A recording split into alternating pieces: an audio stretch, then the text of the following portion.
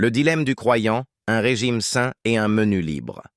La Bible nous confronte à un paradoxe alimentaire fondamental. D'un côté, une législation divine, minutieuse et éternelle nous dicte ce que l'Éternel a déclaré pur et impur. De l'autre, une révélation nouvelle et libératrice nous assure que tout est bon à manger. Le commandement de l'interdiction, Ancien Testament, l'autorité de la loi de Moïse est sans appel. Elle ne concerne pas de simples préférences culturelles, mais une question de pureté religieuse établie par Dieu lui-même. Voici les animaux que vous tiendrez pour impurs. Vous ne mangerez pas de leur chair. Lévitique 11.4. Selon ce code saint, la distinction est nette. Nous sommes formellement avertis de nous éloigner de certains animaux, les rendant impropres à la consommation pour le peuple de Dieu. Vous tiendrez pour impur le porc parce qu'il a le sabot fendu, mais qu'il ne rumine pas. Vous ne mangerez pas de sa chair. Deutéronome 14.8. Vous tiendrez pour une abomination tous ceux qui dans l'eau n'ont ni nageoire ni écailles. Vous ne mangerez pas de leur chair. Lévitique 11.10.11.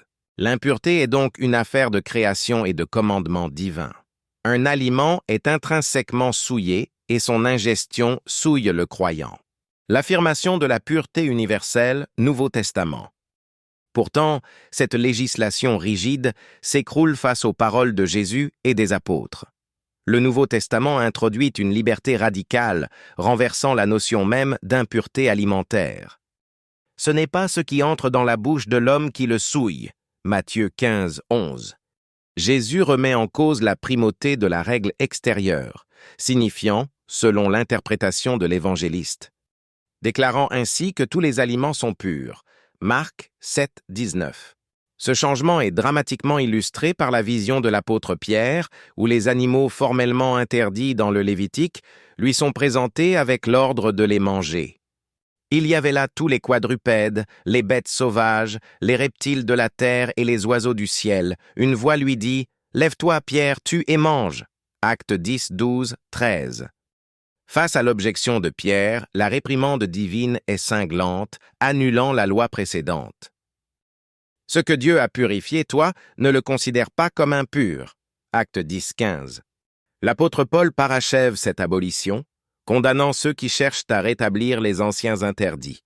Car tout ce que Dieu a créé est bon, et rien n'est à rejeter, pourvu qu'on le prenne avec action de grâce.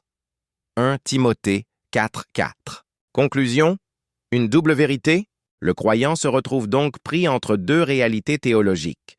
D'un côté, il est clairement ordonné de s'abstenir de la chair de porc et des fruits de mer. De l'autre, il est instruit que ces mêmes aliments ne sont rien, et que tout est pur. La Bible affirme simultanément que ces aliments sont une abomination pour le peuple de Dieu et qu'ils sont des créations bonnes qu'il ne faut pas rejeter. Le texte révèle ainsi une profonde fracture entre la loi d'identité d'Israël et la liberté de l'Église universelle.